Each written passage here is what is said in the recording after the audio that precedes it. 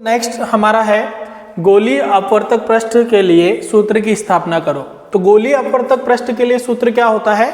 तो सूत्र होता है mu upon v minus 1 upon u is equal to mu minus 1 by r. यहाँ म्यू अपवर्तनांक को दर्शाता है, वी जो है वस्तु की ध्रुव से प्रतिबिंब तक की दूरी होती है, यू जो होता है वो वस्तु की दूरी होती है ध्रुव से, और यहाँ हम लोग बात करें कि आर जो होता है वो वक्रता त्रिज्या होती है। अरेंजमेंट की बात करूँ मैं तो अरेंजमेंट हम लोग इसके लिए बना लेते हैं, जैसा आप लोग थ्योरी देख रहे हैं उसी के हिसाब से अरेंजमेंट भी हम लोग इसके लिए शो कर लेते हैं कि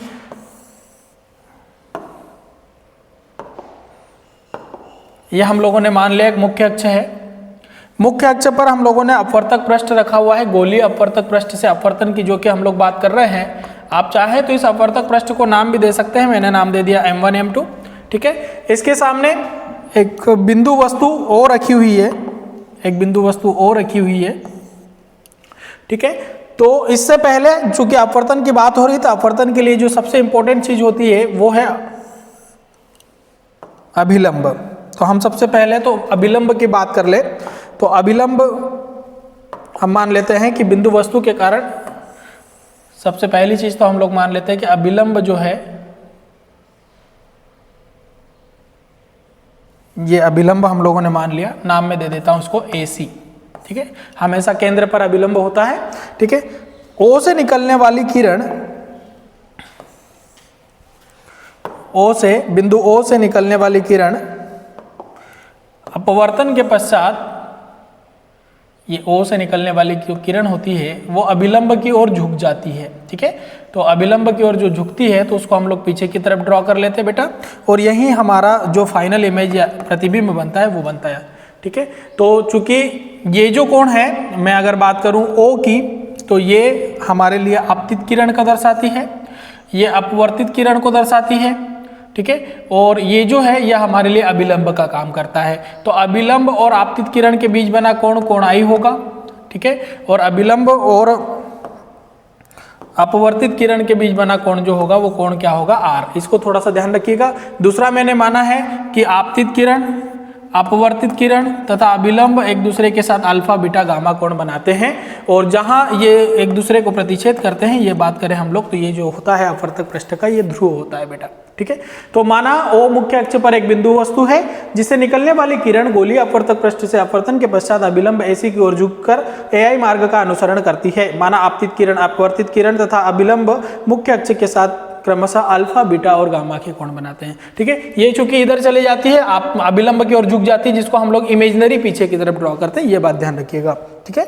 आप चाहे तो इसे इमेजिनरी भी ड्रॉ कर सकते हैं। तब चूंकि बात अपवर्तन की हो रही तो हम लोग इसी से स्टार्ट करते हैं, अपवर्तन के नियम से।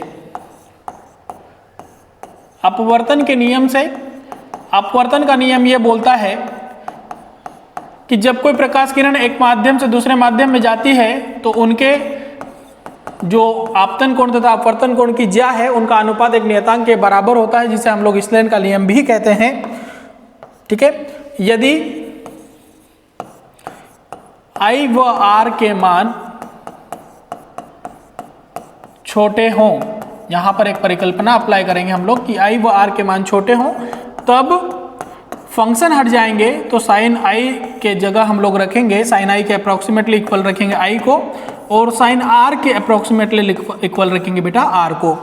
तो जब वैल्यू रखेंगे तो ये हो जाएगा mu is equal to I upon R, या I इज इक्वल टू हो जाएगा, इक्वेशन बन जाएगा म्यू R। इसको दे देंगे समीकरण नंबर 1।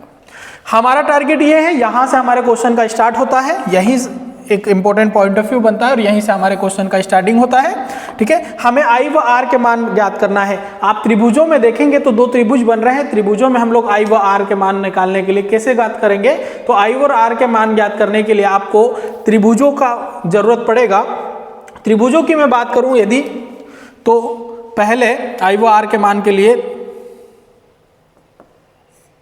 त्रिभुज AIC में बहिष्कोण प्रमेय से, बहिष्कोण प्रमेय क्या बोलती है? तो बहिष्कोण प्रमेय का मतलब होता है, या बहिष्कोण प्रमेय का यह अर्थ होता है कि किसी त्रिभुज के दो कोणों का योग, अंदर के दो कोणों का योग, जैसे मैं बात कर रहा हूं यहां पर कौन सा लिख रहे हैं हम लोग? AIC, पहले हम लोग आर के लिए निकालेंगे तो ओ ए सी होगा, ठीक है।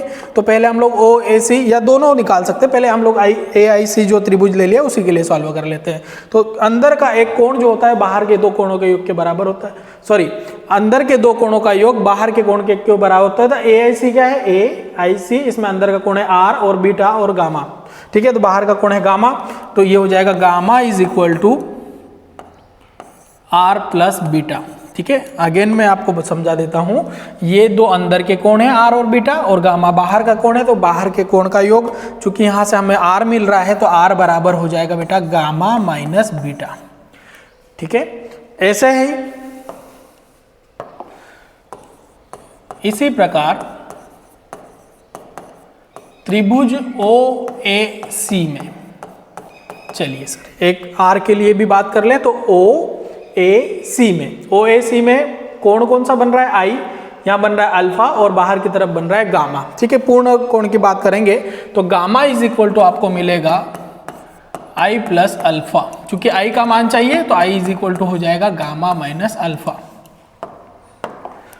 आई व आर के मान समीकरण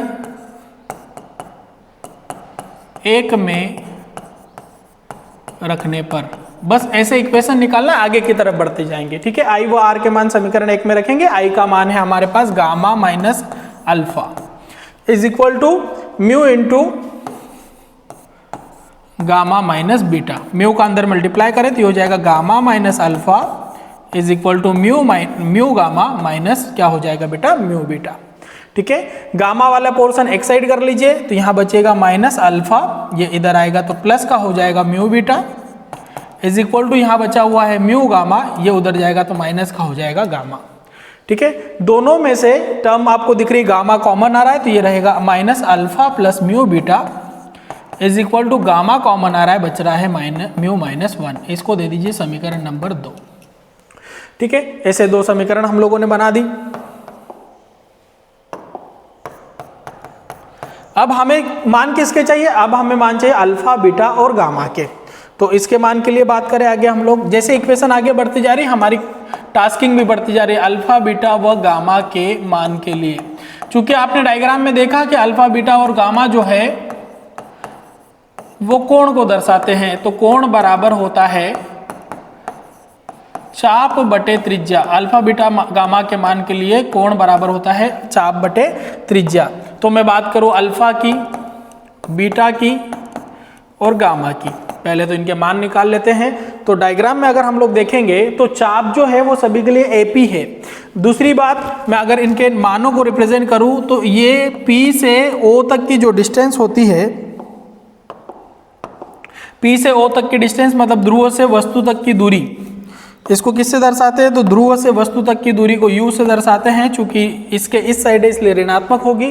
दूसरी दूरी की बात करूं तो प्रतिबिंब से ध्रुव तक की दूरी जो होती है उसको माइनस v से रिप्रेजेंट करते हैं बेटा, तो ये जो हो जाएगा ये हो जाएगा माइनस का v, और ध्रुव से वक्रता केंद्र तक की दूरी इसको दर्शाते हैं r से, तो ये हो जाएगा माइनस r, ठीक है। तो हम चूंकि त्रिज्याओं की जरूरत पड़ेगी तो मैंने कॉन्फ़िगरेशन भी साइन कन्वेंशन रूल मन चिन्ह परिपाटी के नियमानुसार दे दिया। तो अल्फा के लिए अगर मैं बात करूं तो चाप तो यही है, बीटा के लिए भी चाप यही है, त्रिज्या वक्रता केंद्र जो है उसके लिए भी चाप यही है, लेकिन चाप बटे त्रिज्या की मैं बात करूं तो अल्फा के लिए हो जाएगा एपी अपॉन पीओ, ये हो जाएगा एपी अपॉन पीओ, मान रखेंगे तो ये हो जाएगा एपी अपॉन पीओ, किससे दर्शाएंगे माइनस यू से, ठीक है। वैसे ही बीटा के लिए मैं बात करूं तो एपी अपॉन इमेज तक की डिस्टेंस है पीआई, तो एपी अपॉन हो जाएगा माइनस का वी। वैसे ही मैं गामा के लिए बात करूं तो एपी अपॉन क्या हो जाएगा बेटा पीसी, तो एपी हो जाएगा एपी अपॉन माइनस का क्या हो जाएगा आर। अब इन मानों को समीकरण 2 में रखेंगे हम लोग,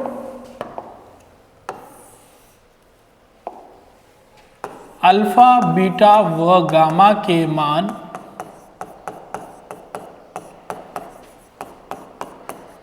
समीकरण 2 में रखने पर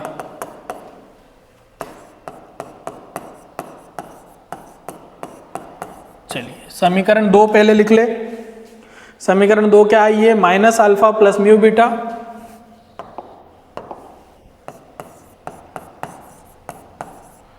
इज इक्वल टू में है गामा कॉमन म्यू माइनस 1। तो मान रख दीजिए, वैल्यूज अप्लाई करेंगे तो मान रखने पर हो जाएगा, पहला है माइनस ए पी अपॉन, बटे की बात करूँ तो मैं माइनस का यू है, प्लस म्यू इंटू बीटा का value a P upon minus b है, इज इक्वल टू में, सॉरी गामा का वैल्यू है हमारे पास, तो म्यू माइनस 1 अलग हो जाएगा और गामा का वैल्यू क्या है, ए पी अपॉन माइनस का आर। ठीक है, ये वैल्यूज निकाल ली। जैसे ही रखेंगे तो ये माइनस से माइनस कैंसिल, बचेगा A P upon U, plus का प्लस माइनस माइनस हो जाएगा बेटा, बचा mu into A P upon we is equal to में mu minus 1 A P upon minus R. ठीक है, ये सॉल्यूशन बनेगा। तो अगर आप इसे सॉल्व करेंगे, ठीक है, तो सॉल्व करने पर आपको वैल्यूज जो मिलेगी वो वैल्यू क्या मिलेगी, ए पी अपॉन, दोनों में से ए पी कॉमन आ रहा है, बचेगा 1 अपॉन यू माइनस इधर बचेगा mu upon we is equal to में म्यू माइनस 1 अपॉन आर, और कॉमन क्या आ रही है बेटा टर्म्स, ए पी। तो देखिए दोनों तरफ ए पी कॉमन आ रहा है गाइस, तो ए पी से ए पी कैंसिल हो जाएगा। ठीक है, हमें जो अरेंजमेंट निकालना था उसमें म्यू अपॉन वी था, तो इसको इंटरचेंज करेंगे, इसके अपॉन में माइनस कॉमन है, म्यू अपॉन वी मतलब माइनस कॉमन हो जाएगा, mu upon v minus 1 upon u is equal to में है म्यू माइनस 1 अपॉन माइनस का क्या है आर। तो माइनस दोनों साइड से कैंसिल हो जाएगा, बचेगा mu upon v minus 1 upon u is equal to mu minus 1 upon r. यही इसका अभिष्ट समीकरण है गाइस। ठीक है,